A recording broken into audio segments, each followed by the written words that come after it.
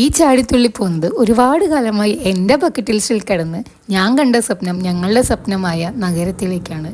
എല്ലാവരും കാശ്മീർ ചൂസ് ചെയ്ത് ഞങ്ങൾ ചൂസ് ചെയ്തത് നമ്മുടെ സ്വന്തം ജമ്മു ആണ്. ഈ യാത്രയ്ക്ക് ഒരു പ്രത്യേകത കൂടിയുണ്ട്. വിവാഹം കഴിഞ്ഞുള്ള എൻ്റെ പ്രിയപ്പെട്ടവന്റെ ആദ്യ പിറന്നാളാണ്. AC-യുടെ തണുപ്പ് പോലും സർവൈവ് ചെയ്യാൻ കഷ്ടപ്പെടുന്ന ഞാൻ വാനോളം നീളുന്ന പർവ്വതനിരകൾക്ക് മുകളിൽ പുഞ്ചിരിച്ചു നിൽക്കുന്ന മഞ്ഞു തണുത്ത പാറകളെ തഴുകി ജമ്മുവിലെത്തിയ കഥയാണ് ഇനി പറയാൻ പോകുന്നത്. അങ്ങനെ ജമ്മു എയർപോർട്ടിൽ നിന്ന് എൻ്റെ പ്രിയപ്പെട്ട സുഹൃത്ത് വരുണിനോടൊപ്പം വരുണിന്റെ വീട്ടിലേക്ക് പോയി. വീട്ടിൽ ചെന്ന് ചായയൊക്കെ കുടിച്ച് വരുൺ തന്നെ ഉണ്ടാക്കിയ മൊമോസൊക്കെ കഴിച്ച് നമ്മൾ കുറച്ച് നേരം വർത്താനം പറഞ്ഞിരുന്ന് വരുണിന്റെ മിട്ടുവിനെയൊക്കെ കൊഞ്ചിച്ച് നമ്മൾ നേരെ വിട്ടു ഭവേ വാലി മാത മഹാകാളി. ഇവിടെ ക്ഷേത്രത്തിന്റെ ഉള്ളില് ഫോണൊന്നും അലൗഡ് ഇല്ലാത്തത് കൊണ്ട് ക്ഷേത്ര ദർശനമൊക്കെ കഴിഞ്ഞ് നമ്മൾ നേരെ ജമ്മുവിന്റെ സ്വന്തം ബർഫിയൊക്കെ കഴിച്ച് കുറച്ച് പാക്കൊക്കെ ചെയ്ത് നമ്മൾ നേരെ കച്ചാലു കഴിക്കാൻ പോയി. കച്ചാലു എന്ന് പറഞ്ഞു കഴിഞ്ഞാൽ ചേമ്പിൽ കുറച്ച് ചാറ്റ് മസാലയും മസാലകളൊക്കെ മിക്സ് ചെയ്തിട്ടുള്ള ഒരു സാധനമാണ്. ഈ ക്ഷേത്രത്തിന്റെ അടുത്ത് തന്നെയാണ് ബാഗി ബഹു ഫോർട്ട്. ഡോഗ്ര സംസ്കാരത്തിന്റെ ചരിത്രം വിളിച്ചു പറയുന്ന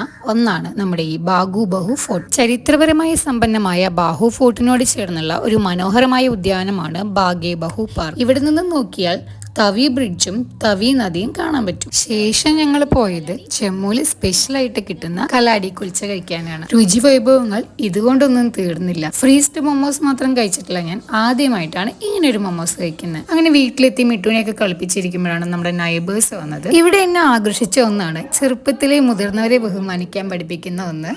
അറിയാത്ത മുറിഹിന്ദിയൊക്കെ പറഞ്ഞ് മിട്ടുവിനെ കാണിച്ച് പ്രലോഭിച്ച് അവനെ കയ്യിലെടുത്ത് കുറച്ചു നേരം കളിപ്പിച്ച് അങ്ങനെ ജമ്മുവിൽ ഫസ്റ്റ് ഡേ കഴിഞ്ഞു.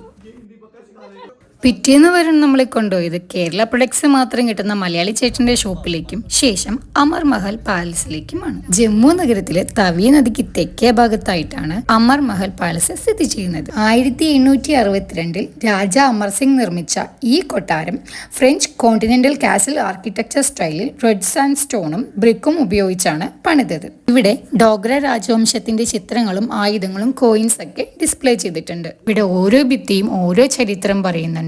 ഇത് ഒറിജിനൽ മാനിന്റെ തല പ്രിസർവ് ചെയ്തിരിക്കുന്നതാണ്. ഈ കാണുന്ന ഗ്ലാസിന് താഴെ ജയിലാണെന്നാണ് പറയുന്നത്. അടുത്ത പ്രത്യേകതയാണ് ഗോൾഡ് ത്രോൺ.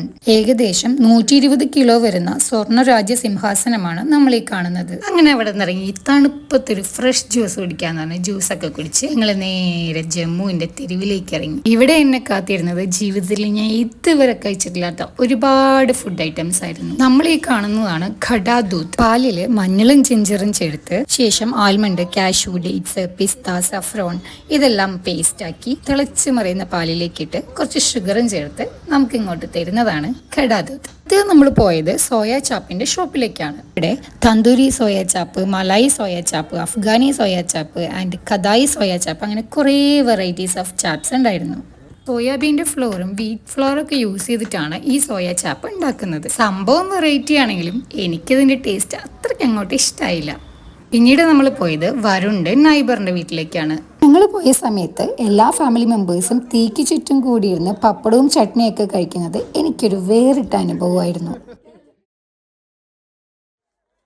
മഞ്ഞ് കാണണമെന്ന ഞങ്ങളുടെ ദീർഘകാലത്തെ ആഗ്രഹങ്ങളെ തൃപ്തിപ്പെടുത്താനാണ് ഇന്നത്തെ യാത്ര. ജമ്മുവിന്റെ സൗന്ദര്യത്തിൽ പ്രധാന പങ്ക് വഹിക്കുന്ന 2 സ്ഥലങ്ങളാണ് പത്നി ടോപ്പും നാദാ ടോപ്പും. ഹിമാലയൻ മലനിരകൾക്കിടയിൽ മനോഹരമായ ഒരു ഹിൽ സ്റ്റേഷനാണ് പത്നി ടോപ്പ്. ഏകദേശം 6640 അടി ഉയരത്തിലാണ് പത്നി. വിനോദസഞ്ചാരികൾക്കായി സ്നോ ആക്ടിവിറ്റീസും റോപ്പ് വേയും ഇവിടെ ഒരുക്കിയിട്ടുണ്ട്.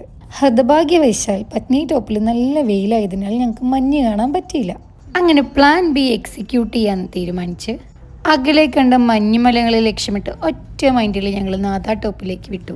നാദാ ടോപ്പിലെത്തിയതോടുകൂടി സംഭവം കുറച്ചുകൂടി ഉഷാറായി. പാരാഗ്ലൈഡിങ്ങും ട്രെക്കിങ്ങും സ്കീയിങ്ങും സ്നോബോർഡിങ്ങും ഒക്കെ ഇവിടെ വളരെ പോപ്പുലറാണ്. അങ്ങനെ കുറേ നേരം മഞ്ഞിൽ കളിച്ച് മഞ്ഞ് വാരി എറിഞ്ഞ് കുറേ ഫോട്ടോസും വീഡിയോസും ഒക്കെ ഷൂട്ട് ചെയ്ത് ശേഷം ഞങ്ങൾ ജിഷ്ണുവിൻ്റെ ബർത്ത്ഡേ കേക്കും തയ്യാറാക്കി കേക്ക് കട്ടിംഗ് സെറമണി ആരംഭിച്ചു.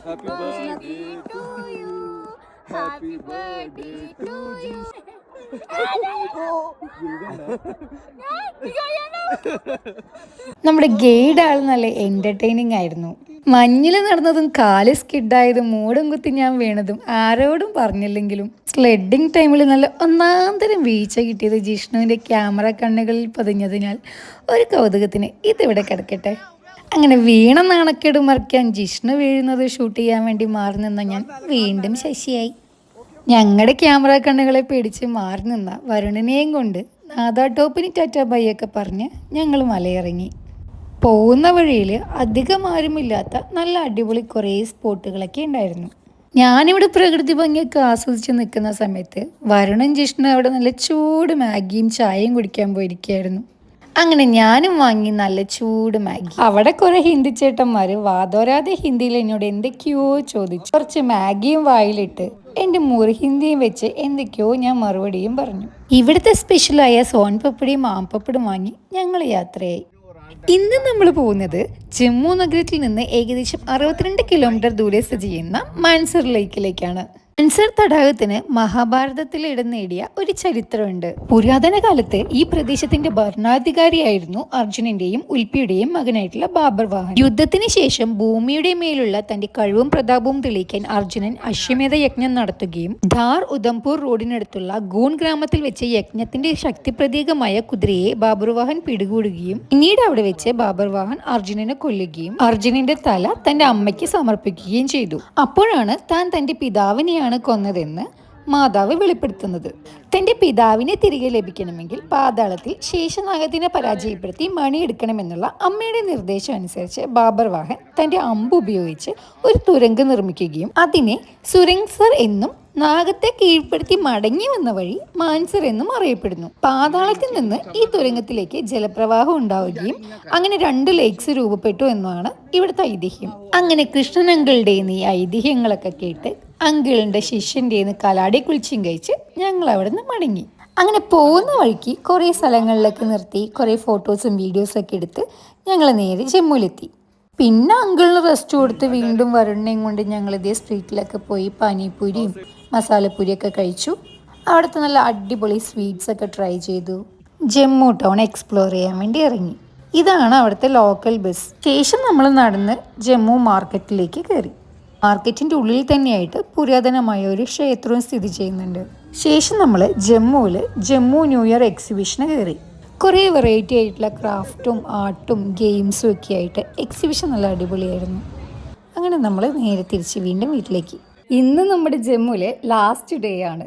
രാവിലെ തന്നെ റെഡിയായി ആൻറ്റിയോട് ടാറ്റയൊക്കെ പറഞ്ഞ് ഞാനും വരുണും ജിഷ്ണുവും ബാഗും എടുത്ത് യാത്രയായി. ഇന്ന് നമ്മൾ കാണാൻ ഉദ്ദേശിക്കുന്നത് ഇന്ത്യ പാക് ബോർഡർ ആണ്. ഇന്ത്യക്ക് കാവലായി ഇന്ത്യയിലെ ഓരോ പൗരന്റെയും രക്ഷകരായി അതിർത്തി കാക്കുന്ന ധീര ജവാന്മാരെ കാണാതെ എങ്ങനെയാണ് ഈ ജമ്മു യാത്ര പൂർത്തിയാവുക? ഇവിടെ രാവിലെ 10 മണി മുതൽ 7 മണി വരെ വിസിറ്റേഴ്സിന് അലൗഡാണ്. ഞങ്ങൾ പക്ഷെ നേരത്തെ കാലത്ത് ഇവിടെ എത്തിച്ചേർന്നത് കൊണ്ട് എന്ത് കാണണം, ഇനി അടുത്ത് ഇവിടെ എന്താണ് കാണാനുള്ളത് എന്ന് അന്വേഷിച്ചപ്പോഴാണ് ഖരാന വെറ്റ്ലാൻഡിലേക്ക് പോകാൻ വേണ്ടി ചേട്ടൻ നിർദ്ദേശിച്ചത്.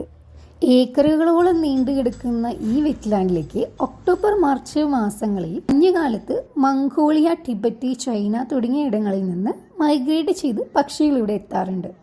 മനുഷ്യൻ തീർത്ത അതിരുകൾ താണ്ടി ഇവിടെ എത്തുന്ന ദേശാടന പക്ഷികൾ നല്ലൊരു കാഴ്ചയായി ജമ്മുവിൻ്റെ സവിശേഷതയിൽ വലിയൊരു പങ്ക് വഹിക്കുന്നുണ്ട്. ഏകദേശം ഒരു 10 മണി കഴിഞ്ഞപ്പോൾ തന്നെ ഞങ്ങൾ വീണ്ടും ബോർഡർ കാണാൻ വേണ്ടി പോയി. 2 BSF ജവാന്മാർ നമുക്ക് കാര്യങ്ങൾ പറഞ്ഞു തരാനായിട്ട് നമ്മുടെ കൂടെ തന്നെ ഉണ്ടായിരുന്നു. ജമ്മുവിൽ നിന്ന് ഏകദേശം ഒരു 28 കിലോമീറ്റർ അകലെയാണ് ഈ സുജത്ഗർ ബോർഡർ സ്ഥിതി ചെയ്യുന്നത്. ചൊവ്വ, വ്യാഴം, ശനി, ഞായർ ദിവസങ്ങളിൽ ഇവിടെ വരികയാണെങ്കിൽ ഒരു 4:30-5 മണി സമയത്ത് എത്തിയാൽ പരേഡും കൂടി കണ്ട് മടങ്ങാവുന്നതാണ്. 1947 പാർട്ടീഷന് മുമ്പ് ജമ്മുവിന്റെ ഫസ്റ്റ് റെയിൽവേ ലൈൻ ആയിട്ടുള്ള ജമ്മു സിയാൽകോട്ട് റെയിൽവേ ലൈൻ ഇവിടെയായിരുന്നു ഉണ്ടായിരുന്നത്. ഒരിക്കലെങ്കിലും ജമ്മുവിൽ പോകാൻ അവസരം കിട്ടിയാൽ സുജത്ഗർ ബോർഡറും അതിനകത്തായി സ്ഥിതി ചെയ്യുന്ന രഘുനാഥ ടെമ്പിളും കണ്ടിരിക്കേണ്ട ഒന്നാണ്. 1837 ഈ ടെമ്പിൾ പണി കഴിപ്പിച്ചിട്ടുള്ളത്. 1971 ഇൻഡോ പാക് വാർ സമയത്ത് ഈ അമ്പലത്തിന് മേൽ ബോംബുകൾ വർഷിക്കുകയും ഈ കാണുന്ന ടോപ്പിൽ ഷെല്ലുകൾ സ്റ്റക്ക് ആവുകയും അത് എടുത്തു മാറ്റിയ സമയം ബ്രിക്ക് വീണ് ലക്ഷ്മണന്റെ സ്റ്റാറ്റുവിന് ഡാമേജ് ഉണ്ടാവുകയും ചെയ്തിട്ടുണ്ട്. പിന്നീട് ഡോക്ടർ കരൺ സിംഗിന്റെ പ്രസൻസിൽ ഇത് റീഎസ്റ്റാബ്ലിഷ് ചെയ്തു എന്നാണ് ചരിത്രം.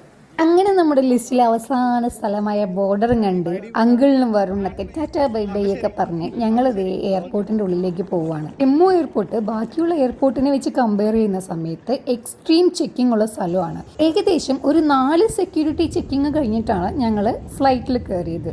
ഈ യാത്ര ഇത്രയും മനോഹരമാക്കി തന്ന വരുണിനും കൃഷ്ണൻ അങ്കിളിനും ബിന്ദു ആൻറ്റിക്കും ഒരുപാട് താങ്ക്സ്.